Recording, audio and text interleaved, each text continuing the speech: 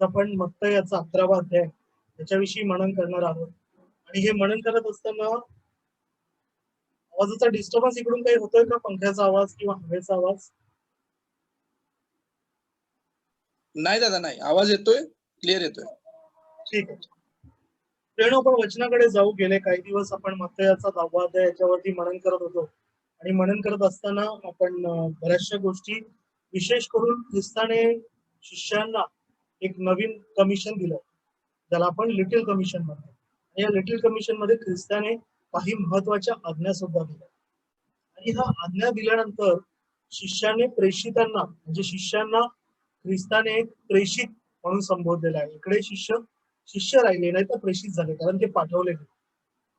आज आपण मत्तय 11व्या अध्यायामध्ये ह्याच्या पुढची पायरी पाहणार आहोत. म्हणून मला पुन्हा पुन्हा मी सांगतो की मत्तय जे जकातदाराचं लिहिलेलं हे शुभवर्तमान आहे, मत्तयकृत शुभवर्तमान, हे फार तथ्यानुसार लिहिलंय, पहिली गोष्ट. आणि दुसरी गोष्ट म्हणजे अगदी विचारपूर्वक त्याची रचना झालेली आहे. पवित्र आत्म्याच्या प्रेरणेने त्याची रचना झालेली आहे. चारही शुभवर्तमानाची रचना फार वेगवेगळी आहे, परंतु मत्तयकृत शुभवर्तमानाची रचना म्हणजे अशी आहे की ख्रिस्ताचं जे मिशन कार्य आहे, सुवार्थ कार्य आहे, ते कसं पुढे जात गेलं ते अगदी बरोबर म्हणू शकतो की कालखंडानुसार, प्रत्येक वेळेनुसार, दिवसानुसार, महिन्यानुसार लिहिलेलं आहे. आणि ख्रिस्ताने शिष्यांना ही आज्ञा दिल्यानंतर प्रियांनो, ख्रिस्ताने काय केलं हे पहिल्या वचनामध्येच नमूद आहे. आणि म्हणून मी म्हणतो की हे फार महत्वाचं आहे, कारण हे एकदम वन आफ्टर अनदर, एका पाठोपाठ एक, आपण असं म्हणू शकतो की त्याला एक योग्य वेळेनुसार, म्हणजे आज सोमवार आहे तर मंगळवारी काय झालं, बुधवारी काय झालं, गुरुवारी काय झालं, हे अगदी मत्तयाने तसं त्या वेळेनुसार नमूद केलेलं आहे. मी पुन्हा एकदा विनंती करतो, कोणीही मत्तयाचा 11वा अध्याय वचन 1 वाचा. मग असे झाले की येशूने आपल्या 12 शिष्यांना आज्ञा सांगण्याचे समाप्त केल्यावर तो तेथून त्यांच्या नगरात शिकवावयास व उपदेश करावयास गेला.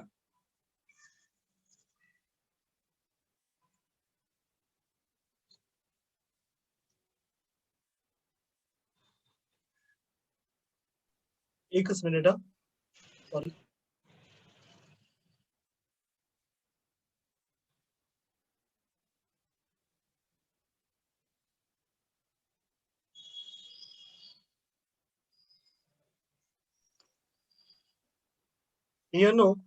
मत्तयकृत शुभवर्तमानाच्या 10व्या अध्यायामध्ये ख्रिस्ताने आज्ञा दिल्या आणि प्रेषितांना सांगितलं, तुम्ही नगरोनगरी जा आणि तुम्ही पूर्ण कार्य करेपर्यंत तुम्हाला इस्रायलाची नगरे आटोपणार नाही, असंही ख्रिस्ताने सांगितलं. पहिल्या वचनामध्ये त्यानंतर ख्रिस्ताने काय केलं हे फार महत्वाची गोष्ट आहे, जे या वचनामध्ये नमूद आहे. प्रियांनो, मी पुन्हा एकदा वचन वाचतो. मग असे झाले की येशूने आपल्या 12 शिष्यास नियम सांगणे समाप्त केल्यावर तो त्यांच्या नगरात शिकवावयास व उपदेश करावयास गेला. प्रियांनो, फार महत्वाचं. शिष्यांना केवळ ख्रिस्ताने प्रेषितांना एकत्र म्हणजे एकटं पाठवलं नाही, एक तर 2-2च्या जोडीने पाठवलं. आणि ते गेल्यानंतरही सर्वात मोठा त्यांचा म्हणू शकतो की ज्याने त्यांना अधिकार दिला होता, ज्याने त्यांना हक्क दिला होता, तो ख्रिस्त सुद्धा वचनामध्ये असं सांगतं की मग असे झाले की येशूने आपल्या 12 शिष्यास नियम सांगणे समाप्त केल्यावर तो त्यांच्या नगरात शिकवावयास व उपदेश करावयास गेला. म्हणजे प्रियांनो, इथे असं नाही लिहिले की शिष्य त्यांच्या पुढे गेला, येशू ख्रिस्त शिष्यांच्या प्रेषितांच्या पुढे गेला किंवा त्यांच्या बरोबर गेला किंवा त्यांच्या मागे गेला. नाही, ख्रिस्ताने स्वतःची एक त्यांच्या नगरात जाऊन उपदेश करण्याची आणि शिकवण्याची, म्हणावं असं वाटू शकतं, योजना बनवली असेल. आणि त्या योजनेनुसार ख्रिस्त जात गेला. म्हणजे या वचनामधून प्रियांनो हे समजणं गरजेचं आहे की ख्रिस्ताने प्रेषितांना कुठेही एकटं सोडलं नाही. ख्रिस्ताने प्रेषितांना कुठेही एकटं सोडलं नाही, परंतु ख्रिस्त त्यांच्याबरोबर त्यांच्या नगरात 2 कामं करण्यासाठी गेला. आणि हे वचन प्रियांनो समजून घेणं फार गरजेचं आहे, कारण ख्रिस्त वचन असं म्हणतं की उपदेश करावयास व शिकवावयास गेला, चमत्कार करावयास नाही गेला. ठीक आहे ना प्रियांनो, उपदेश करावयास आणि शिकवावयास गेला. म्हणजे ख्रिस्त त्यांच्या बरोबरीने त्यांना सामर्थ्य देत, पवित्र आत्म्याच्या कृपेमध्ये त्यांनी वाढावं म्हणून त्यांनी कुठेही एकटं पडू नये, प्रेषितांनी कुठेही निराश होऊ नये किंवा त्यांच्यामध्ये कुठलीही चुकीचं दुष्टाचं कारस्थान होऊ नये, म्हणून ख्रिस्त त्यांना बरोबरीने चालणं किंवा त्यांच्या बरोबरीने त्यांना पाठबळ देण्यासाठी म्हणा किंवा त्यांचं प्रत्येक गोष्टीमध्ये त्यांच्या बरोबरीने राहण्यासाठी, मी असं म्हणू शकतो की बरोबरीपेक्षा चांगला शब्द आहे सहभागिता. ख्रिस्त त्यांच्या सहभागितेमध्ये त्यांच्या हाताला हात, खांद्याला खांदा लावून हे छोट्याशा सुवार्थ कार्यामध्ये सुद्धा ख्रिस्त त्यांच्या सहभागीतेत होता, प्रत्येक प्रेषितांच्या. आणि म्हणून वचन म्हणतं की त्यांच्या नगरात ख्रिस्त शिकवावयास व उपदेश करावयास.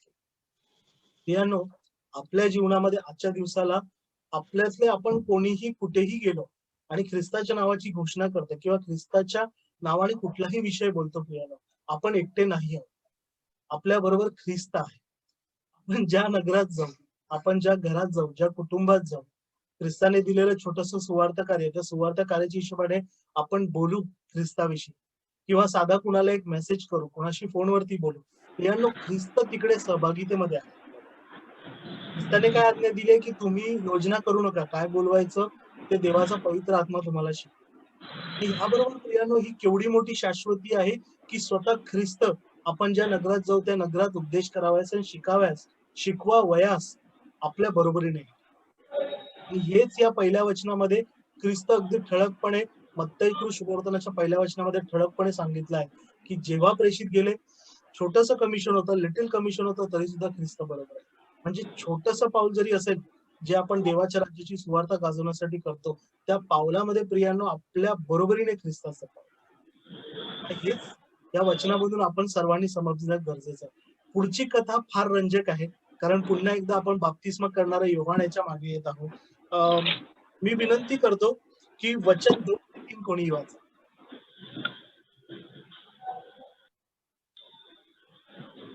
योहान बंदिशाळीत असताना त्याने ख्रिस्ताच्या कृत्यांविषयी ऐकून आपल्या शिष्यांना पाठवून त्याला विचारले, जे येणार आहे ते आपणच की आम्ही दुसऱ्या कोणाची वाट पाहावी? हालेलुया. एक सेकंद.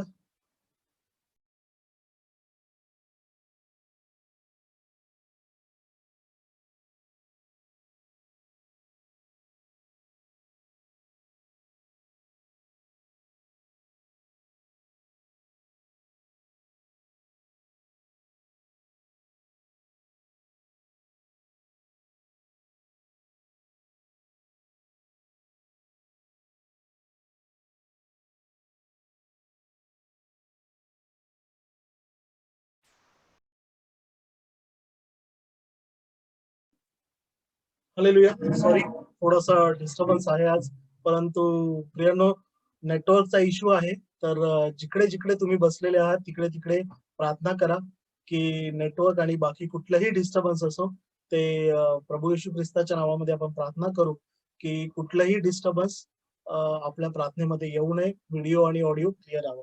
प्रियानो, वचनामध्ये जसं आता सतीशने वाचलं आणि आपण वचनामध्ये अभ्यास केला की योहान बंदीशाळेत असताना त्याने ख्रिस्ताच्या कृत्यांविषयी ऐकून आपल्या शिष्यांच्या हाती निरोप पाठवून त्याला विचारलं. मी थोडीशी पार्श्वभूमी देतो इकडे प्रियांनो की बाप्तिस्मा करणारा योहान जो होता, बाप्तिस्मा करणाऱ्या योहानाने त्याला सोपवलेलं जे देवाच्या सुवार्तेचं कार्य होतं, आपण त्याचा थोड्या वेळाने अभ्यास करू. ते कार्य करत असताना बाप्तिस्मा करणारा योहान इस्रायलामध्ये आणि यहुदामध्ये फार प्रभावी व्यक्ती झाला होता. म्हणजे अक्षरशः लोकांचे लोंढेच्या लोंढे इस्रायलामधून त्याच्याकडे बाप्तिस्मा करणारे येत होते. आणि त्याच्यामध्ये इस्रायलातला एक फार मोठा प्रतिष्ठित जमाव म्हणजे शास्त्री आणि परुषी सुद्धा बाप्तिस्मा करणारे योहानाकडे बाप्तिस्मा घ्यायला आले होते. आणि त्यामुळे प्रियानो पूर्ण इस्रायलामध्ये म्हणू शकतो किंवा यहुदिया प्रांत आहे, गालिल प्रांत आहे, कारण यार्देन नदी गालिल प्रांतामध्ये आहे. तर यार्देन नदी किनारीच योहान बाप्तिस्मा देत असे. तर अगदी यरुशलेमेपासून आपण जर गालिलापर्यंतचं अंतर पाहिलं, फार मोठे प्रिया. यरुशलेम मधून सुद्धा मोठे मोठे शास्त्री परुषी उठून योहानाकडे बाप्तिस्मा घेण्यासाठी येत होते.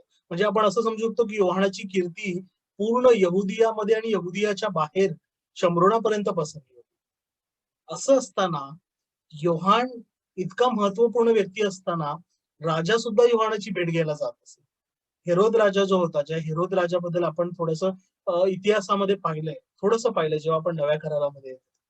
हा हेरोद राजा जो होता, हा हेरोद राजा सुद्धा योहानाशी बोलायला जात असे. आणि वचनामध्ये आपण पुढे वाचू की हा हेरोद राजा योहानाला भीत सुद्धा असे.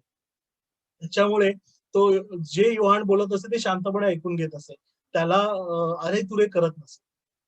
परंतु योहानाला मध्ये देवाच्या आत्म्याची प्रेरणा असल्यामुळे योहान तोंड देखला न्याय करत नसे. जे आहे ते योहान स्पष्ट बोलत असे. आणि योहानाने हेरोदाला सांगितलं होतं की तू जी स्त्री केली आहेस, कारण हेरोद राजा हा मांडलिक राजा होता. रोमन साम्राज्याचं. आणि हेरोदाने आपला भाऊ फिलिप ह्याची बायको हेरोदिया हिला फिलिपाचा पराभव करून हेरोदियाला आपली पत्नी करून घेतलं होतं. आणि हे हेरोदियाला सुद्धा मान्य होतं. परंतु इस्रायल मोशेच्या नियमशास्त्रानुसार हे चुकीचं होतं. आणि ही चूक हेरोद राजाला शास्त्री, परुषी, मुखे याचक यांच्यापैकी कोणीच सांगितली नाही. कोणीच त्या राजाला चुकीला चूक म्हटलं नाही. थोडंसं प्रियांनो आजच्या आपल्या जगाशी, आजच्या आपल्या रचनेशी पण निगडीत आहे. हे प्रत्येक युगामध्ये, प्रत्येक काळामध्ये, प्रत्येक पिढीमध्ये घडलेलं आहे. व्यक्ती प्रतिष्ठित असला, धनी असला, राजा असला, तर त्याच्या चुकीला चूक बोलायला लोक घाबरतात. भलेही त्यांना वचनाचं ज्ञान असेल, देवाची कृपा असेल, तरी सुद्धा चुकीला चूक बोलताना 2 वेळा विचार करतात. किंवा त्याला कुठे ना कुठे रेशमी वस्त्रामध्ये गुंडाळून सांगतात की ठीक आहे, तू तुझ्या भावाची बायको केलीस त्याला अभ्यरून, पण तू एक काम कर, त्याच्यासाठी देवाकडे क्षमा माग, ठेव त्या बायकोला. आता तू तिला बायको केलीस ना, हरकत नाही, ठेव. आणि तुझ्या भावासाठी पण दुसरी एखादी स्त्री शोधून दे. असे सुद्धा सल्ले देणारे त्या काळात सुद्धा असतील, आजच्या काळामध्ये सुद्धा आहे. परंतु मोशेच्या नियमशास्त्राला धरून नव्हतं म्हणून योहानाने त्याला स्पष्ट सांगितलं की तू जे हे केलंस ते चुकीचं आहे. तू यहुदियाचा राजा आहेस, तुला राजा म्हणून नेमलेलं आहे. आणि असं असताना तू जे तुझ्या भावाची बायको करून घेतलेली आहेस, हे देवाच्या नियमाला धरून नाही, तू व्यभिचार केलेला आहेस. अगदी स्पष्ट योहानाने सांगितलं. आणि मग हेरोदियाच्या सांगण्यावरून हेरोद लोकांना घाबरत असताना सुद्धा थोडस रात्रीच्या अंधारामध्येच, आपण प्रसंग पुढे पाहू, असं अजून एका मनुष्याबरोबर झालेलं आहे की रात्रीच्या अंधारामध्ये, असं इतिहासामध्ये लिहिलंय, पवित्र शास्त्रात उल्लेख नाहीये, पण रात्रीच्या अंधारामध्ये लोकांना माहित नसताना बाप्तिस्मा करणाऱ्या योहानाला पकडून त्याने तुरुंगात टाकलं. आता तुरुंगात टाकल्यावरती प्रियांनो, जे शास्त्री, परुषी योहानाकडे बाप्तिस्मा करायला जायचे त्यांच्यापैकी कोणी आरडाओरड केली नाही. सगळं शांत आहे, सगळं सुरळीत आहे. राजा सुखी, प्रजा सुखी. आणि देवाच्या वचनाचं ज्ञान बोलणारा व्यक्ती दुःखी, तो तुरुंगात पडलेला आहे, ज्याने खरी गोष्ट सांगितली. ही पार्श्वभूमी समजून घेणं गरजेचं आहे, कारण बरेच लोक हे वचन वाचून म्हणतात की बाप्तिस्मा करणारा योहान विश्वासात कमी पडला का? देवाचा प्रभूवरती विश्वास दाखवून तो कमी का पडला? आज आपण ते जाणून घेऊया प्रिया. आणि ते कमी पडणं योग्य की अयोग्य हे सुद्धा जाणून घेऊया. आपण वचनामध्ये प्रियांनो याचा अभ्यास करत असताना मार्क शुभवर्तमान याचा 6वा अध्याय, वचन 17 कोणी वाचा.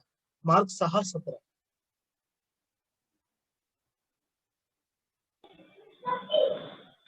आपला भाऊ फिलिप याची बायको हेरोदिया हिच्यामुळे हेरोदाने स्वतः माणसे पाठवून योहानाला पकडून कैदेत जखडून ठेवले होते, कारण हेरोदाने तिच्याबरोबर लग्न केले होते.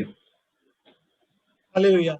प्रियांनो, आपली माणसं पाठवून हेरोदाने जखडून तुरुंगामध्ये ठेवलं होतं, ही बाप्तिस्मा करणाऱ्या योहाना. आणि बाप्तिस्मा करणाऱ्या योहानाला जखडून ठेवल्यानंतर तो तुरुंगात आहे. बाहेर जगामध्ये काय घडत आहे ते त्याला माहिती. आपण वचनामध्ये पाहिलेलं आहे की योहानाने प्रभू येशू ख्रिस्ताने आपला बाप्तिस्मा योहानाकडून घेतला. आणि त्यावेळी योहानाने तो विश्वास लपून नाही ठेवला, जगासमोर प्रकट केला, मोठा विश्वास प्रकट केला. आपण वचनाकडे जाऊ. योहान कृत शुभवर्तमान याचा पहिला अध्याय 22 वचन कोणी वाचा. योहान 1:22.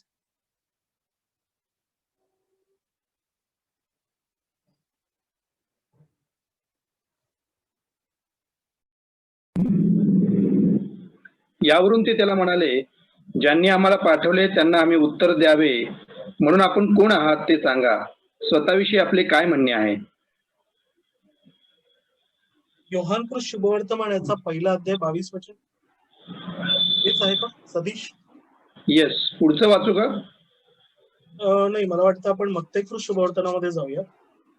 त्याचा पहिला अध्याय पाहूया.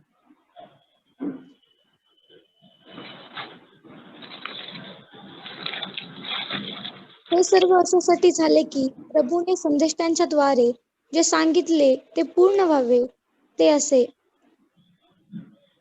सायली, 1 मिनिट थांब, संदर्भ मी वेगळा सांगतो. मत्ते कृत शुभवर्तमान याचा 3रा अध्याय, ह्याचा 13वा आणि 14 कोणीतरी वाचा. मत्ते 3, 13 आणि 14. तेव्हा योहानाच्या हातून बाप्तिस्मा घेण्याकरता येशू गालिलाहून यार्देने वर त्याच्याकडे आला. परंतु योहान त्याला मना करत म्हणाला, आपल्या हातून मी बाप्तिस्मा घ्यावा असे असता आपण माझ्याकडे येता हे काय? हालेलुया. प्रियांनो, वचनामध्ये एक वचन आहे शुभवर्तनामध्ये, ते वचन रेफरन्स मी वेगळा लिहून घेतला होता. त्या वचनामध्ये मत्तई 3 मध्ये जेव्हा प्रभू येशू ख्रिस्त बाप्तिस्मा घेण्यासाठी योहानाकडे येतो, तेव्हा योहान म्हणतो की मी आपल्यापासून बाप्तिस्मा घ्यावा असे असता आपण मजकडे येता काय? आणि मला वाटतं योहान कृष्ण शुभवर्तनामध्ये तो रेफरन्स आहे की योहान प्रभू येशू ख्रिस्ताला दुरून पाहताना म्हणतो, पहा जगाचे पाप हरण करणारा हा देवाचा कोकरा. फार मोठी साक्ष आहे प्रियानो, कारण यार्देन नदी किनारी फार मोठी तेव्हा गर्दी जमली होती, फार लोकांचा जमा होता. त्याच्यामध्ये बहुतेक शास्त्री पुरुषी होते, योहानाचे शिष्य होते. योहानाच्या शिष्यांपैकी आंद्रिया सुद्धा होता, जो नंतर प्रभू येशू ख्रिस्ताचा शिष्य झाला. आणि प्रियानो, असे असताना योहान मोठ्याने ओरडून प्रभू येशू ख्रिस्ताविषयी अगदी योग्य अशी साक्ष देत आहे की हा पहा जगाचे पाप हरण करणारा देवाचा कोकरा.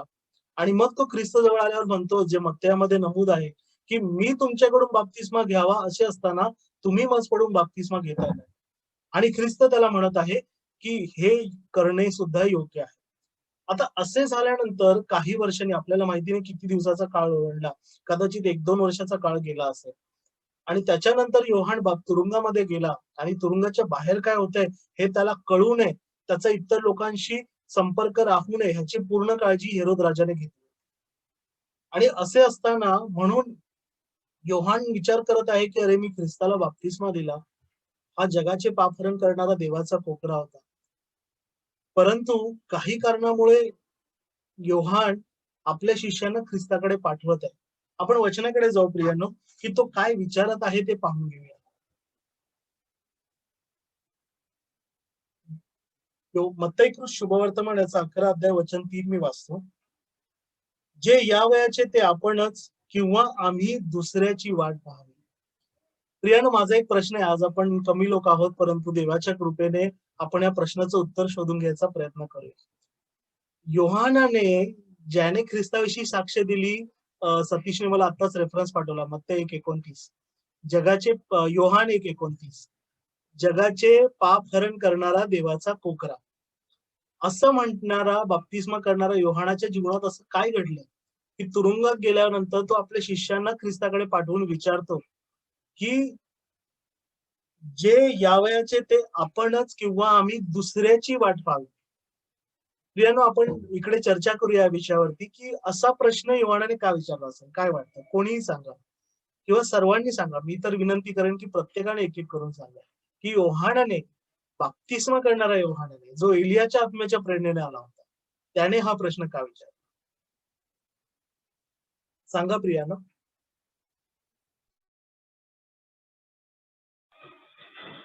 मलाही दादा हे वचन वाचताना थोडंसं आश्चर्य वाटलं की ज्याने स्वर्गातून भविष्यवाणी होताना ऐकली की हा माझा पुत्र, मला याच्याविषयी संतोष वाटतो किंवा याविषयी मी आनंदी आहे, किंवा पवित्र आत्मा कबुतरासारखा उतरताना ज्याने पाहिला, ज्याने त्याला ओळखलं हा जगाचं पापहरण करणारा देवाचा कोपरा, त्याला त्याच्याविषयी शंका घेण्याचं काय कारण असेल, त्याच्याविषयी मला काही खुलासा झालेला नाहीये.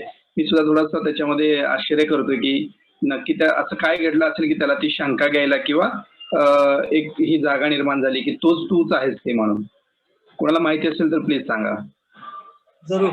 काही अंदाज वर्तवा, काही अंदाज असेल तर जरूर सांगा, कारण देवाच्या पवित्र आत्म्याच्या कृपेने आज आपण याचं उत्तर शोधण्याचा प्रयत्न करू. तर कोणाला अंदाज वाटतो, काय वाटतं की असं काय घडलं? कारण तो योहान, प्रियानं, हे जाणून घेणं गरजेचं आहे की हाल अपेष्टा तो जात होता. हाल, अपेष्टा, कष्ट हे त्याने जीवनाच्या सुरुवातीपासून पाहिले होते.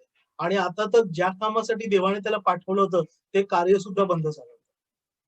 आणि प्रियानोची पार्श्वभूमी सतीश जे म्हणाला त्याच्यामध्ये मी एक अजून गोष्ट सांगू इच्छितो. एक पार्श्वभूमी आहे की योहानाला हे माहिती होतं की हेरोदियाच्या सांगण्यावरून काही दिवसानंतरच त्याला ठार करणार आहे, त्याचा मृत्यू होणार आहे, याची कल्पना योहानाला होती. त्याला माहिती होतं की त्याचं कार्य संपलेलं आहे. देवाने ते ज्याला नेमून दिलेलं कार्य आहे जगावरचं ते संपलेलं आहे. आणि तो सुद्धा तुम्हा आम्हाप्रमाणे, सर्वांप्रमाणे मशियाच्या आगमनाची उत्कंठेने वाट पाहतो. पण इकडे हे जाणून घेणं गरजेचं आहे की त्याने पहा जगाचे पाप हरण करणारा हा देवाचा कोपरा अशी खुद्द ख्रिस्ताविषयी साक्ष दिली.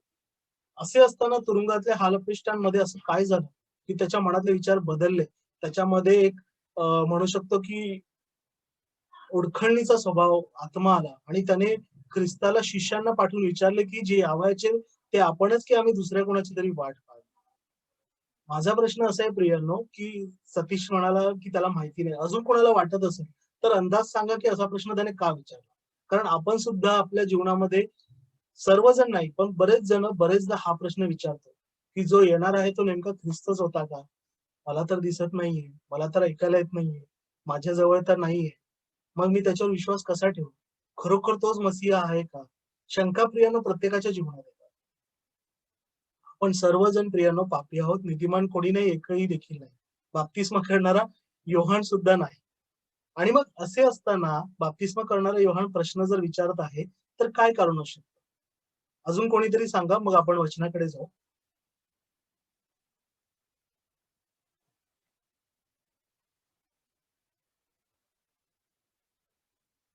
हालेलुया. प्रियांनो, आपण वचनाकडे जाऊ. वचनाकडे जाऊन समजू. मला माहिती आहे की आपल्या सर्वांच्या मनामध्ये हा संभ्रम आहे, की योहानाने ख्रिस्ताविषयी साक्ष दिली आणि मग हा युटर्न का घेतोय?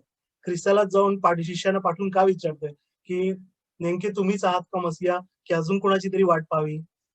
आपण वचनाकडे जाऊ प्रियांनो. अनुवाद त्याचा 18 अध्याय, वचन 18 आणि 19 कोणी वाचा. अनुवाद 18, वचन 18 आणि 19.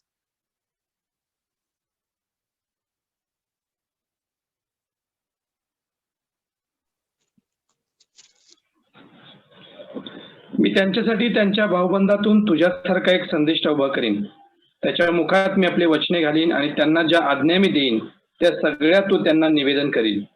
तो माझ्या नावाने बोलेल ती वचने जो कोणी ऐकावयाचा नाही त्याला मी जाब विचारीन. हालेलुया. प्रियांनो, ख्रिस्ताविषयी ही भविष्यवाणी केलेली आहे, की मनुष्यांमधूनच एक जगाचं तारण करणारा, जगाचं पापहरण करणारा देवाचा कोकरा येणार आहे. आणि हे सर्व यहुदी लोकांना माहिती होतं.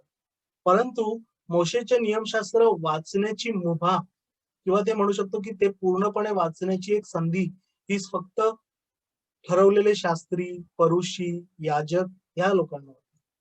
त्या काळी जे तुमच्या म्हणू शकतो की जे सामान्य व्यक्ती होते, सामान्य यहुदी होते, ह्यांना फक्त एवढी मुभा होती की ते सिनेगॉग मध्ये जातील आणि त्या सिनेगॉग मधला अधिकारी किंवा ठरवलेले व्यक्ती हेच मोशेच्या नियमशास्त्राचा ग्रंथ उघडून त्याच्यातलं वचन वाचतील.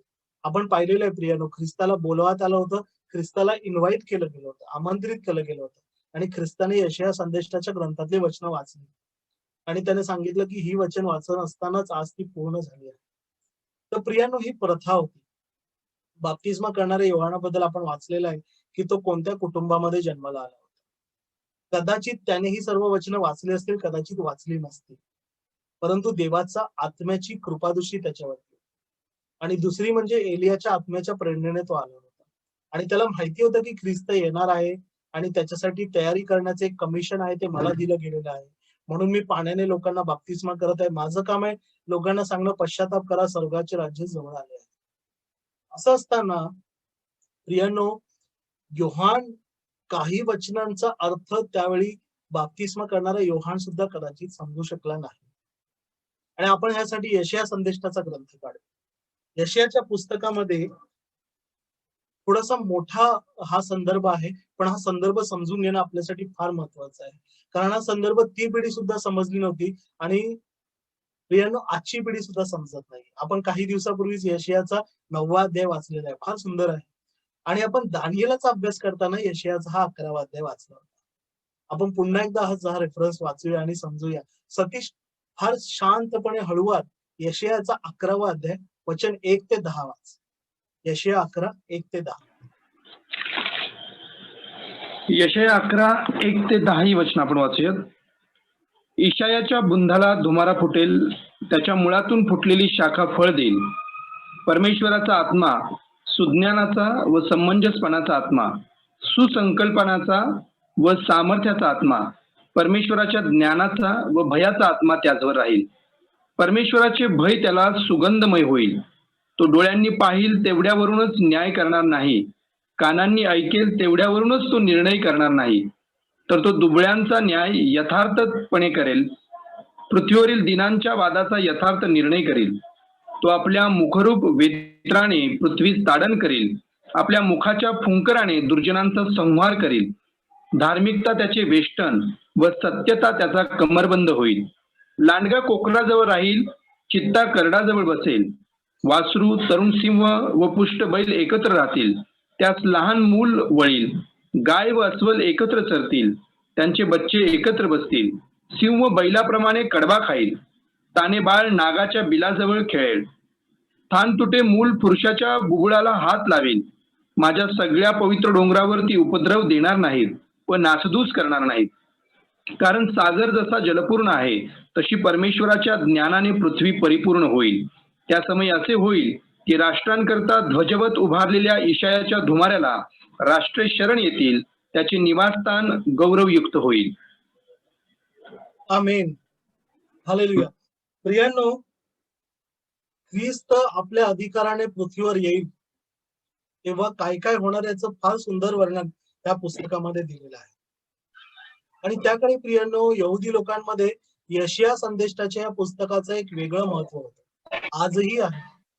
आणि या यशिया संदेष्टाच्या पुस्तकानुसार जो मसीहा येणार आहे त्याचे हे गुण आहेत आणि जे होणार आहे त्याच्या राज्यामध्ये यांचं वर्णन आहे. आणि म्हणून कदाचित बाप्तिस्मा करणारा योहान विचार करत होता, तुरुंगात पडल्या पडल्या असं म्हणू शकतो की फार हालअपेष्टातून जात असेल प्रियांनो, पण त्याच्याकडे एक गोष्ट फार जास्त असेल, ती म्हणजे रिकामा वेळ. आणि या रिकाम्या वेळेमध्ये बाप्तिस्मा करणारा योहान विचार करत असेल की अरे, या वचनामध्ये लिहिलंय की जो येणार आहे तो आपल्या मुखरूप वेत्राने पृथ्वीस ताडण करील, आपल्या मुखाच्या फुंकाराने दुर्जनांचा संहार करील, धार्मिकता त्याचे वेष्टन व सत्यता त्याचा कमरबंद होईल. आणि पुढे प्रियांनो भरपूर गोष्टी आहेत ज्या पृथ्वीमधल्या मोठ्या बदलांची नांदी देतात, सांगतात की पृथ्वीमध्ये मोठे मोठे बदल घडणार आहेत. योहान विचार करत असेल तुरुंगात पडल्या पडल्या, अरे हे बदल तर घडतच नाही, दुर्जनांचा संहार का होत नाही, उलट दुर्जन तर अजूनच वाढत चाललेले आहेत पृथ्वीवरती. आणि म्हणून योहान आपल्या शिष्यांना पाठवून ख्रिस्ताकडे जाऊन विचारत आहे की जे यावयाचे आहेत ते आपणच की आम्ही दुसऱ्याची वाट पाहू. कारण देवाचे राज्य मी लोकांना घोषणा केली अरण्यात, पश्चाताप करा, स्वर्गाचे राज्य जवळ आले आहे. परंतु स्वर्गाचे राज्य का येत नाही, प्रियांनो, ही कळकळ सुद्धा होती योहानाच्या मनात. आणि म्हणून त्याने हा प्रश्न विचारला. आणि या कळकळीने त्याने जो प्रश्न विचारला, त्या प्रश्नाचं ख्रिस्ताने जे उत्तर दिलं प्रियांनो, त्या कळकळीला तेवढंच दयापूर्ण उत्तर आहे. आपण नेहमी विचारात पडतो प्रियांनो की बाप्तिस्मा करणारा योहान ज्याने स्वतः ख्रिस्ताविषयी साक्ष दिली, तो अडखळला का? प्रियांनो, तो भलेही अडखळला असेल पण त्याने युटर्न नाही घेतलं. त्याने एक असं म्हणू शकतो की फार मनुष्य स्वभावाला साजेसा, किंवा आपण मनुष्य आहोत प्रियांनो, आपण अपूर्ण आहोत, शंका आपल्या मनामध्ये येतात आणि त्या शंकेस अनुरूप असा त्याने प्रश्न ख्रिस्ताला विचारला, आपल्या शिष्यांना पाठवून. प्रियांनो, प्रश्न विचारणं हे चुकीचं नसतं. आपला देव म्हणतो की मागा म्हणजे मिळेल, शोधा म्हणजे सापडेल, ठोका म्हणजे तुम्हासाठी उघडले जाईल. आणि म्हणूनच बाप्तिस्मा करणाऱ्या योहानाने शिष्यांना पाठवून शोधण्याचा प्रयत्न केला की ज्या ख्रिस्ताला आम्ही शोधत आहोत ते तुम्हीच का, की आम्ही दुसऱ्याची वाट पाहू. आणि प्रियांनो, हे योग्य आहे, हे मनुष्य स्वभावाला धरून आहे, कारण तुम्ही आणि मी सुद्धा तसेच आहोत. आपण असा विचार करू नये की बाप्तिस्मा करणारा योहान हा देवाच्या पवित्र आत्म्याने अभिषिक्त होता, एलियाच्या प्रेरणेने आला होता म्हणून तो चूक करणार नाही. प्रियांनो, आपण मानव आहोत, मानवी जीवनामध्ये चूक करणार, परिपूर्ण कोणी नाही. परिपूर्ण केवळ एक, तो म्हणजे देवबाप आणि प्रभू येशू ख्रिस्त. परंतु आपण आपल्या मनामध्ये शंका आली म्हणून ती दडपवून ठेवायची, आणि हेच योहानाने केलं प्रियांनो. मरण्याच्या आधी तो या शंकेला मनामध्ये पोरामध्ये दडपून ठेवून तो मृत्यूला सामोरा जाऊ शकला असता. परंतु त्याने ही शंका अगदी म्हणू शकतो मोकळ्या मनाने आपल्या शिष्यांना पाहून ख्रिस्ताला विचारली. जर तो तुरुंगाबाहेर असता तर तो स्वतःच गेला असता ख्रिस्ताला भेटायला. आणि प्रियांनो, फार जाणून बुजून देवाच्या कृपेने मत्तई शुभवर्तनामध्ये हा प्रसंग नमूद केलाय की आपल्याला समजावं की बाप्तिस्मा करणाऱ्या योहानाच्या मनामध्ये जरी शंका येत असेल तर आपल्या मनामध्येही शंका येणार. शंका आली हे चुकीचं नाही, पण त्या शंकेचं निरसन ख्रिस्ताच्या पायाशी जाऊन करणं हे गरजेचं आहे. ते ख्रिस्ताला प्रार्थनेमध्ये विचारणं हे गरजेचं आहे. आणि प्रियांनो, प्रतिसाद बघूया प्रियांनो. ही शंका विचारल्यानंतर ख्रिस्त त्याला फटके मारतोय की ख्रिस्त त्याला प्रेमाने समजावतोय. आपण पुढच्या वचनामध्ये जाऊया. मी विनंती करतो, मत्तई शुभवर्तमानाचा 11वा अध्याय वचन 4 आणि 5 कोणी वाचा. येशूने त्यास उत्तर दिले, जे तुम्ही ऐकता व पाहता ते योहानाला जाऊन सांगा. आंधळे पाहतात, पांगळे चालतात, कुष्ठरोगी शुद्ध होतात, बहिरे ऐकतात, मेलेले उठवले जातात व गरिबास सुवार्ता सांगण्यात येते. ते. हालेलुया. प्रियांनो, प्रभू येशू ख्रिस्त या वचनामध्ये म्हणत आहे, येशूने त्यांना उत्तर दिले, जे तुम्ही ऐकता व पाहता, डोळ्यांनी पाहता, ते योहानाला जाऊन सांगा. ख्रिस्त असं नाही म्हणत आहे की मी तुम्हाला एक संदेश देतो, तो संदेश तुम्ही योहानाला फॉरवर्ड करा. ख्रिस्त असं नाही म्हणत आहे. किंवा ख्रिस्त असंही नाही म्हणत आहे की हो मीच तो मसीहा आहे, तुम्ही ते त्याच्यावर विश्वास ठेवा आणि तुम्ही जाऊन योहानाला सांगा. नाही प्रियांनो, सगळ्यात पहिली गोष्ट प्रियांनो ख्रिस्त आपल्याला दाखवून देत आहे जी फार महत्वाची आहे. त्याने योहानाच्या शंकेचा आदरपूर्वक स्वीकार केला. ख्रिस्ताने योहानाला ताडण नाही केलं. त्याला कळालं की त्याचं अंतःकरण चांगलं आहे आणि तो खरोखर पूर्ण अंतःकरणाने ख्रिस्ताचा शोध करत आहे. आणि म्हणूनच ख्रिस्त तेवढ्या सहनशीलतेने योहानाच्या शिष्यांना सांगत आहे, तुम्ही जे पाहता आणि ऐकता ते जाऊन योहानाला सांगा. जे पाहतो आपण प्रियानो, जे ऐकतो ती असते आपली साक्ष, अवर टेस्टिमनी.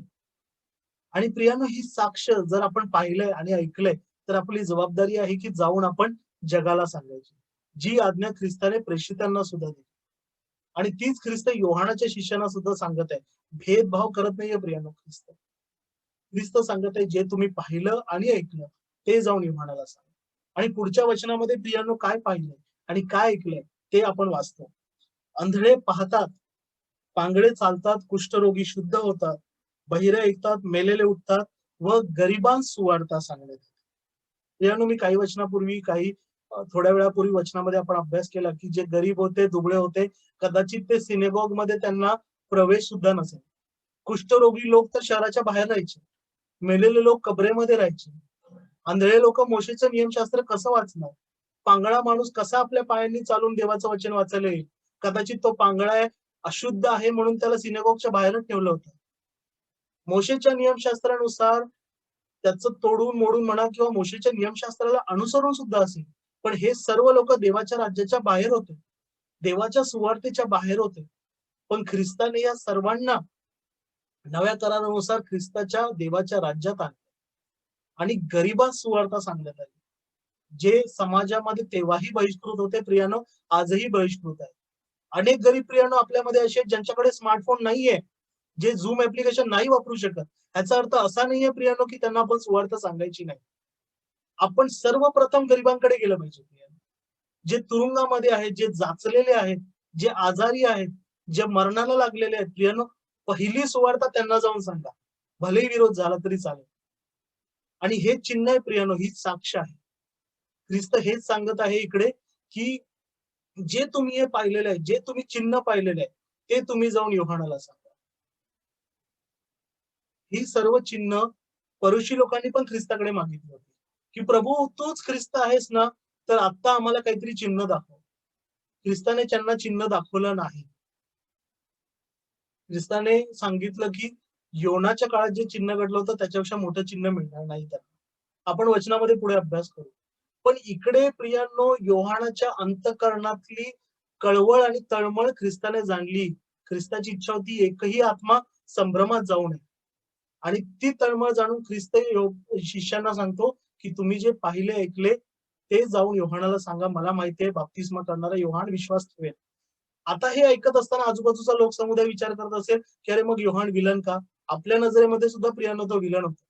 आपण पण म्हणतो की अरे हा जगाचे पापहरण करणारा, देवाचा मोकळा अक्षी साक्ष देणारे योहान असा कसा ख्रिस्ताविषयी शंका उपस्थित करतो. आजही आपण आपल्या आजूबाजूला आपल्या जे वडील मंडळी आहेत, आपले जे पालक वर्ग आहेत, बिशप वर्ग आहे, यांनी एक चूक केली की प्रियांनो आपण 100 बोटं त्यांच्याकडे दाखवतो की अरे हे पालक आहे, चर्चमध्ये एवढे मोठे मोठे संदेश देतात, हे असं का करतात? आणि लगेच आपण प्रियांनो न्यायनिवाडा करायला उभे राहतो. पण त्यांच्या कुठलं युद्ध चालू आहे? त्यांच्या पुढे सैतानाची केवढी मोठी सेना उभी आहे. काही दिवसापूर्वी सतीशने वचनामध्ये सांगितलं की पालक वर्गांच्या, कालच सांगितलं सतीश, पालक वर्गांच्या जगिक आयुष्यामध्ये, वैयक्तिक आयुष्यामध्ये किती कठीण गोष्टींना त्यांना सामोरं जावं लागतं. विशेष करून आर्थिक किती चणचण असते त्यांच्या आयुष्यामध्ये. सैतान ती मुद्दामून कशी उभं करतो. मी केवळ पालकच नाही म्हणत, मंडळीमध्ये कार्य करणारे प्रत्येक व्यक्ती, सगळ्यांच्याच आयुष्यामध्ये ही संकट असताना जर त्यांनी एखादी शंका उपस्थित केली तर त्याच्यावेळी आपण 100 जणांनी बोट दाखवू नये. आणि का दाखवू नये हे ख्रिस्त पुढच्या वचनामध्ये स्पष्ट करत आहे. योहानाचं एक पूर्ण चरित्र त्याचा स्वभाव इकडे ख्रिस्त त्या समोरच्या जनसमुदायासमोर स्पष्ट करत आहे की त्याने शंका उपस्थित केली म्हणून तुम्ही त्याला चुकीचं लेखू नका. तुम्ही बाप्तिस्मा करणाऱ्या योहानाला कमी लेखू नका. किंबहुना त्याची श्रेष्ठता प्रियानो ख्रिस्त सांगत आहे. आणि प्रियांनो, ख्रिस्त तुमच्या माझ्याविषयी पण ही साक्ष द्यायला तयार आहे. जर आपण तळमळीने ख्रिस्ताकडे गेलो की प्रभू तूच ख्रिस्त आहेस का, तूच मला सहाय्य करशील का, मी पूर्ण जगाला सोडतो प्रभू, पण मला थोडीशी मनामध्ये शंका आहे प्रभू, मी बाप्तिस्मा घेणार आहे किंवा घेतलाय ख्रिस्ता, पण मला थोडीशी शंका आहे. प्रियांनो, मी तुम्हाला या वचनामधून सांगत आहे की ख्रिस्त आपल्याला फटकारणार नाही प्रियांनो, पण ख्रिस्त जवळ घेऊन आपल्याला समजावेल. आणि ख्रिस्त जगाला पण सांगताना हे सांगेल की हे माझ्या लेकराने हे प्रश्न विचारला आहे, ही चांगली गोष्ट आहे. आपण वचनामध्ये जाऊ की ख्रिस्ताने योहानाचा स्वभाव लोकांसमोर कसा प्रकट केला. आपण यापुढे वचन मत्ती 11 याचं वचन 6 ते 9 कोणी वाचा. 6 ते 9. जो कोणी माझ्या संबंधाने अडखळत नाही तो धन्य होय. ते जात असता येशू लोकसमुदायांबरोबर योहानाविषयी बोलू लागला. तुम्ही काय पाहावयास रानात गेला होता? आणि हलवलेला बोरू काय? तर मग काय पाहायला गेला होतात? तलम वस्त्रे धारण केलेल्या माणसाला काय? पहा, तलम वस्त्रे वापरणारे राजवाड्यात असतात. तर मग काय गेला होतात? संदेष्टाला पाहायला गेला होतात काय? मी तुम्हाला सांगतो, हो, संदेष्टांहूनही जो श्रेष्ठ त्याला पाहिला. आमेन, हालेलुया. संदेष्टाहून जो श्रेष्ठ त्याला. केवढी मोठी साक्ष आहे प्रियांनो.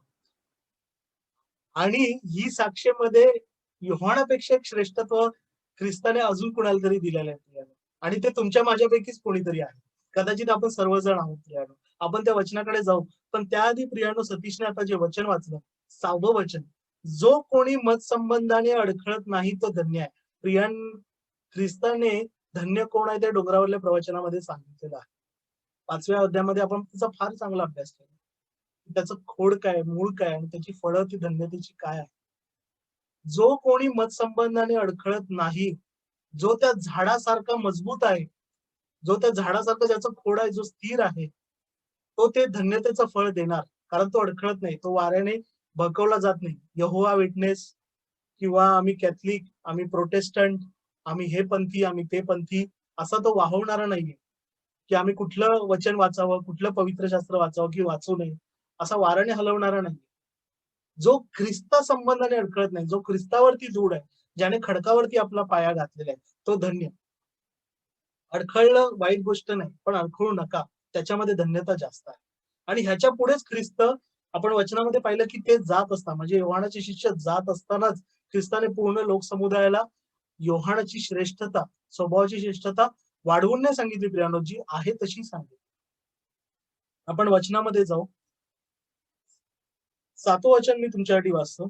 ते जात असता येशू लोकसमुदायांसमोर योहानाला उल्लेखून बोलून लागला. तुम्ही काय पाहाव्यास गेला होता? रानात गेला होता. वाऱ्याने हालविलेला बोरू काय? प्रियांनो, आपण आपल्या शेतामध्ये पाहतो बरेचदा की शेतामध्ये असं म्हणू शकतो की एखादी वेल असते किंवा बोरूचा एक संदर्भ असा आहे की यार्देन नदीला त्या काळी फार पूर यायचा. मला पण काही काळासाठी नर्मदा नदीच्या किनारी राहायला मिळालं होतं. तर ह्या नद्यांच्या किनारी काय असतं, नद्यांच्या किनारी ऊसाचा आपला जो तना असतो, जेव्हा ऊस बारीक असतो, त्या ऊसाच्या तणासारखं एक अशी एक वेल असते जी वाऱ्याने नुसती हलत असते. सूर्यफूल हलतं ना तसं पूर्ण दिवसभर हलत असते. रात्र झाली तर अजून जास्त हलायला लागते वाऱ्यानुसार. वारा जिकडे तिला घेऊन जाईल, पण ती कधी तुटत नाही, ती मुळापासून उखडली जात नाही. अगदी मोठा पूर आला तर पाण्यामधून वाहून जाईल, पण ती तुटत नाही, वाऱ्याने ती हलत असते. आता हा राण्यामध्ये वाऱ्याने हलवणारा बोरू जो आहे, जो यार्देन नदी किनारी फार होता, सर्व इस्रायलाला माहित होता, म्हणून ख्रिस्ताने जगिक उदाहरण दिलं. हा जो बोरू होता, या बोरूला यहुदी लोकांमध्ये असं म्हणायला जायचं की आपल्यामध्ये म्हण असते ना की तू काय दगडासारखा मठ्ठ आहेस, माठ आहेस, आपण त्याला दगडाची संकल्पना देतो, उदाहरण देतो. तर त्याकाळी यहुदी लोकांमध्ये वारवणे हलवलेला बोरू, बोरू म्हणजे जो स्थिर नाहीये, तो अस्थिर आहे, चंचल आहे.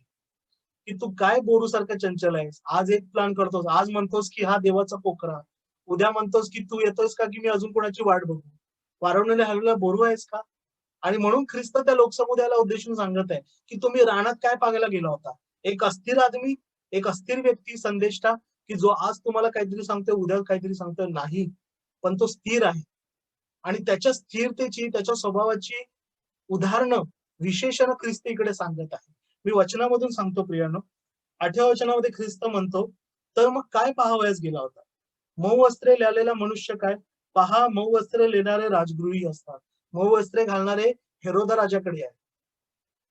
कठीण वस्त्र घालणारे, देवाच्या राज्यासाठी कठीण काम करणार, राजाला तो चूक आहे तर चूक म्हणणारा जो स्थिर व्यक्ती, देवाच्या वचनामध्ये ज्याचा पाया स्थिर आहे, तो आहे योहान.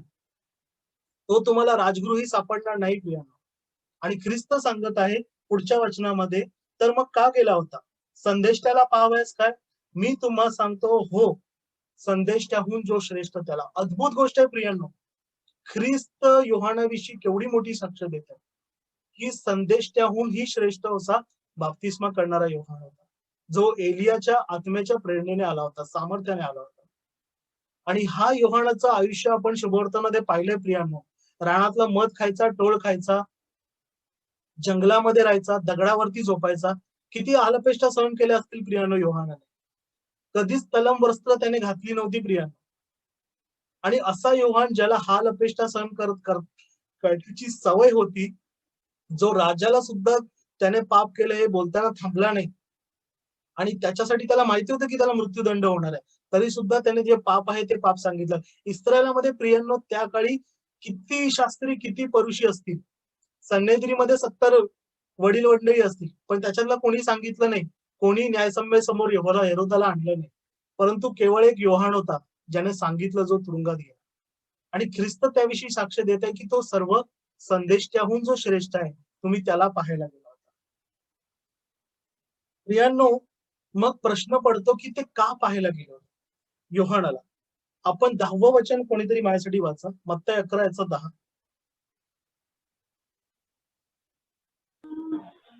पहा, मी आपल्या दूताला तुझ्या समोर पाठवतो, तो तुझ्या पुढे तुझा मार्ग सिद्ध करील, असे ज्याच्याविषयी लिहिले आहे तो हाच आहे. ख्रिस्त इकडे सांगत आहे की संदेश ठेवून हा श्रेष्ठ का आहे. सर्व संदेष्टे जे झाले त्याहून हा श्रेष्ठ का आहे? कारण जो देवाचा शब्द आहे, जो प्रारंभीपासून देवाबरोबर आहे, त्याच्यासाठी मार्ग तयार करणं प्रियांनो याच्यापेक्षा मोठा मानाची गोष्ट असू शकत. कारण ह्यापूर्वी जे संदेश ते आले ते तो येणार आहे, कधी येणार आहे आणि त्यासाठी तयारी कशी करावी हे सांगत होते. लोकांना सांगत होते देवाच्या वचनाचा अभ्यास करा, पापापासून दूर वळा. परंतु ते पापापासून दूर वळण्यासाठी आणि ख्रिस्ताच्या आगमनाची तयारी, सिद्धता ख्रिस्त या पृथ्वीवर असताना करण्यासाठी योहान पाठवला गेला होता.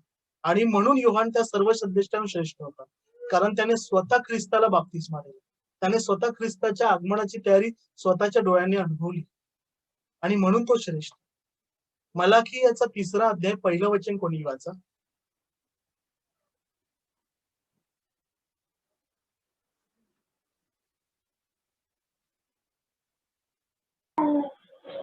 पहा, मज पुढे मार्ग तयार करण्यासाठी मी आपला निरोप्या पाठवतो. ज्या प्रभूला तुम्ही शोधता तो एकाएकी आपल्या मंदिरात येईल. पहा, करार घेऊन येणाऱ्या निरोप्याची तुम्ही अपेक्षा करीत आहात, तो येत आहे, असे सेनाधीश परमेश्वर म्हणून. हालेलुया. प्रियांनो, मलाकीचं पुस्तक हे शेवटलं पुस्तक होतं. त्यानंतर 400 वर्षांमध्ये देवाचं वचन संदेशांद्वारे इस्रायलाला प्राप्त नाही झालं. काही लोकांना वैयक्तिक दृष्ट्या प्राप्त झालं असेल, पण पूर्ण इस्रायलाला विदित नव्हतं झालं 400 वर्ष. आणि ह्या 400 वर्षानंतर योहान येणार आहे, हे त्याच्या आधीचा जो संदेश था. असं म्हणतो की आपण जेव्हा एखादं काम करत असतो, काम समोरच्याला सोपवण्याच्या आधी आपण ते सांगतो. तसंच प्रियांनो, मलाकी संदेशाने योहान येण्याच्या आधी पुन्हा एकदा पूर्ण इस्रायलला सांगितलं की आता माझ्यानंतर जो येणार आहे तो ख्रिस्तासाठी राजमार्ग तयार करणार आहे. आणि त्याच्याविषयी मलाकीच्या पुस्तकात सांगितलं होतं, तो हा बाप्तिस्मा करणारा योहान आहे. आणि ह्याच्याविषयी प्रियांनो प्रभू येशू ख्रिस्त साक्ष देत आहे की तो संदेशाहून श्रेष्ठ आहे. आपण मत्तई याचा 11 अध्याय 11 वचन वाचून समाप्त करूया. मी विनंती करतो 11वं वचन कोणीही वाचा. मी तुम्हाला सांगतो की स्त्रियापासून जन्मलेल्या बाप्तिस्मा करणारा योहान त्याच्यापेक्षा मोठा कोणी निघाला नाही, तरी स्वर्गाच्या राज्यात जो कनिष्ठ तो त्याच्याहून श्रेष्ठ आहे. हालेलुया. प्रियांनो, या वचनामध्ये 2 भाग आहेत. पहिली गोष्ट म्हणजे स्त्रियामध्ये जन्मलेल्यांमध्ये योहानाला सर्वात श्रेष्ठ सांगितलंय. म्हणजे योहानावरून श्रेष्ठ असा कोणी झाला नाही. हा वचनाचा प्रियांनो अर्थ फार मोठा आहे. कारण संदेष्ट्यांमध्ये योहानाला एक श्रेष्ठ पद दिलं ते मान्य, परंतु स्त्रियांमध्ये जन्मलेल्यांमध्ये सुद्धा सर्वात श्रेष्ठ पद बाप्तिस्मा करणाऱ्या योहानाला दिलेलं आहे. म्हणजे आपण असं म्हणू शकतो की आदामापासून जे झाले मोठे मोठे संदेष्टे, अब्राम, इसाक, याकोब, योसेफ, एलिया, आलिशा, यशया, या सर्वांपेक्षा श्रेष्ठ पद बाप्तिस्मा करणाऱ्या योहानाला दिलेलं आहे. कारण ते पद खुद्द ख्रिस्ताने दिलेलं आहे. आपण हे पद का दिलं हे वाचून घेऊया प्रियानो. इयोबाच्या पुस्तकामध्ये जाऊ प्रिया. इयोबाचं पुस्तक त्याचं 14वा अध्याय वचन 14 कोणीतरी वाचेल. इयोब 14 आणि 14.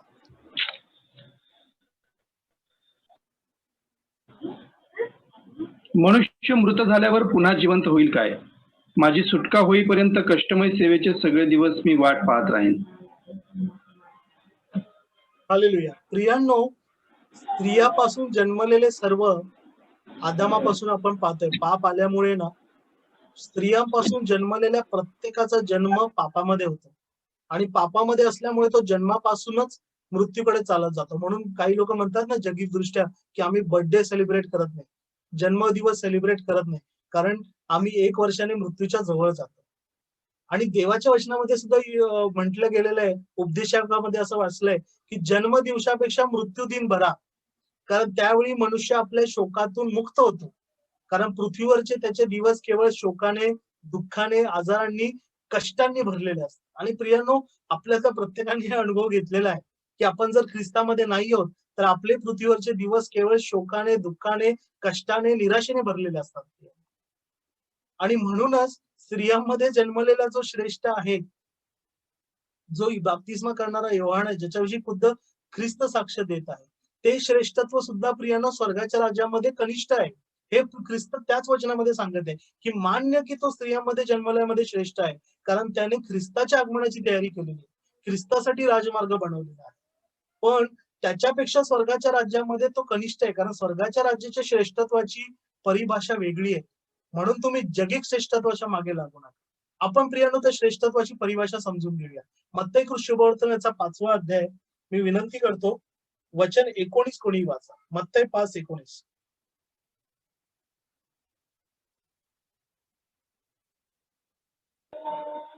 यास्तव जो कोणी या लहान आज्ञातील एखादी रद्द करील व त्याप्रमाणे लोकांना शिकवेल त्याला स्वर्गाच्या राज्यात अगदी लहान म्हणतील, पण जो कोणी त्या पाळील व शिकविल त्याला स्वर्गाच्या राज्यात मोठा म्हणतील. प्रियांनो, ह्या आज्ञा जो पाळतोय परंतु त्या पाळताना चुकून एखादी आज्ञा कमी केली तर तो स्वर्गाच्या राज्यात तर जाईल, परंतु त्याला लहान म्हणतील, कारण त्याने देवाच्या आज्ञा पाळल्या. परंतु केवळ पाळणं म्हणजे याच्यामध्ये देवाच्या राज्याच्या श्रेष्ठत्वाचं, गौरवाचं पूर्णत्व नाही, पण त्या विधित करणं, देवाच्या राज्याची सुवार्ता गाजवणं हे सुद्धा तेवढंच महत्वाचं आहे. आणि ते समजा नाही केलं किंवा कुठे कमी पडलं, एखादा काना मात्र कमी पडला तर त्याला स्वर्गाच्या राज्यात लहान म्हणतात. आणि ख्रिस्त म्हणतोय की स्वर्गाच्या राज्यामध्ये जो लहान, तो कनिष्ठ, तो सुद्धा बाप्तिस्मा करणाऱ्या योहानापेक्षा श्रेष्ठ मानला जाईल. आणि त्या श्रेष्ठत्वाची परिभाषा आहे देवाच्या वचनाचं ख्रिस्ताला पूर्णपणे अनुसरून देवाची आज्ञा पाळणं आणि ते वचन जगामध्ये तुमच्या शेवटच्या क्षणापर्यंत गाजवणं. पौल प्रियांनो म्हणतो, जगणे मला ख्रिस्त, मरणे हे लाभ आहे. आपण जगत असताना ख्रिस्ताने लावून दिलेली नियम, ख्रिस्ताने लावून दिलेली शिकवणी ही आपण पूर्ण जगामध्ये गौरवणं, ती ख्रिस्ताची सुवार्ता जगामध्ये सांगणं, हे देवाच्या राज्यामध्ये श्रेष्ठत्व गणलेलं आहे. जगिक दृष्ट्या प्रियांनो आपल्याला कोणी श्रेष्ठ म्हटलं चालेल, नाही चालेल, त्याला तेवढं महत्व नाही. ख्रिस्ताने योहानाला, बाप्तिस्मा करणाऱ्या योहानाला खुद्द ख्रिस्ताने श्रेष्ठत्व दिले. परंतु त्याच पुढे ख्रिस्त म्हणतो की स्वर्गामध्ये जो कनिष्ठ तो त्याच गुणी श्रेष्ठ आहे. आणि स्वर्गामध्ये प्रियांनो आपण कनिष्ठाची भाषा वाचली. आणि म्हणूनच प्रियांनो, देवाच्या राज्यामध्ये आपलं कमिशन काय आहे, म्हणजे आपण बाप्तिस्मा करणाऱ्या योहानाप्रमाणे लोकांचा बाप्तिस्मा करतोय का, आपण देवाच्या राज्याची सुवार्ता गाजवतोय का, आपण आपल्या लोकल चर्चमध्ये सेवा करतोय का. प्रियांनो, आपल्या ह्या कमिशन नुसार आपलं श्रेष्ठत्व जगिक दृष्ट्या कदाचित प्रस्थापित होईल, परंतु जेव्हा आपण देवाच्या राज्यामध्ये जातो तेव्हा प्रियांनो देवाच्या राज्यामध्ये आधी नम्रता मग मान्यता. म्हणून म्हणून देव आपल्या शिष्यांना पण सांगतो की जे ते पहिले ते शेवटले होतील आणि शेवटले ते पहिले होतील. तुम्हामध्ये कुणाला मोठं व्हायचंय, हरकत नाही, मोठं व्हा, श्रेष्ठत्व घ्या, पण त्याच्यासाठी तुमच्या आजूबाजूच्या सर्वांची सेवा करा. सर्वांमध्ये कनिष्ठ व्हा, मग तुम्ही श्रेष्ठ व्हा. ही प्रियानो देवाच्या राज्यातल्या श्रेष्ठत्वाची परिभाषा आहे. आज बाप्तिस्मा करणाऱ्या योहानाप्रमाणे तुम्हाला मला श्रेष्ठ व्हायचंय, तर हरकत नाही प्रियानो, आपण श्रेष्ठ होऊया. पण ते श्रेष्ठ होण्यासाठी 2 गोष्टी महत्वाच्या आहेत. नम्रतेपूर्वक ख्रिस्ताकडे जाऊ, शंका येणार, शंका आल्या तर विचारू, आणि दुसरी गोष्ट म्हणजे आपल्या आजूबाजूच्या सर्वांची सेवा करू. मग त्याच्यामध्ये आपले आई वडील असतील, भाऊ बहीण असतील, आपली पत्नी असेल, आपली पत्नी, मुलं, आणि ह्याच्या पलीकडे विशेष करून आपल्याला विरोध करणारे असतील. आपण जेव्हा त्यांची सेवा करू, जेव्हा त्यांच्यासाठी प्रार्थना करू, तेव्हा प्रियांनो ख्रिस्ताच्या राज्यामध्ये आपल्याला श्रेष्ठत्व प्राप्त होईल. आय होप इथे तुम्हाला हा मुद्दा क्लिअर झाला असेल. आजचा मुद्दा थोडा क्लिष्ट होता की बाप्तिस्मा करणाऱ्या योहानाला का शंका प्रस्थापित केली. पण प्रियांनो हे जाणून घेणं गरजेचं आहे की तो तुमच्या माझ्याप्रमाणेच एक मनुष्य होता. मनुष्य प्राणी पापी आहे, नीतिमान कोणीही नाही, एक देखील नाही. आणि त्याची तो ज्या एलियाच्या प्रेरणेला आला होता त्या एलियाबद्दल सुद्धा याकोबाच्या पत्रामध्ये लिहिलेलं आहे. संदर्भ आहे याकोबाचं पत्र 5:27 की हा एलिया सुद्धा मानवी स्वभावाच्या ज्या ज्वलंत भावना होत्या त्या भावनांनी भरलेला होता. एलियाने रागामध्ये प्रार्थना केली की मी जर देवाचा संदेष्टा असेल तर वरून आग येऊ आणि त्या लोकांना भस्म करू, आणि ते झालं. विश्वासाला प्रियांनो ख्रिस्ताकडून येणाऱ्या कळवळ्याची जोड असणं गरजेचं आहे. ती जेव्हा आपल्या जीवनामध्ये होते ती परिपूर्णत्व केवळ ख्रिस्तामध्ये होऊ शकते. हालेलुया. माझी प्रार्थना आहे की आपणा सर्वांच्या जीवनामध्ये या शंका येऊ द्या, जेणेकरून आपला ख्रिस्त त्याच्या विपुल करुणेस अनुसरून आपल्याला या शंकांचं उत्तर देईल. इथून पुढची वेळ मी धीरजच्या हातात देतो.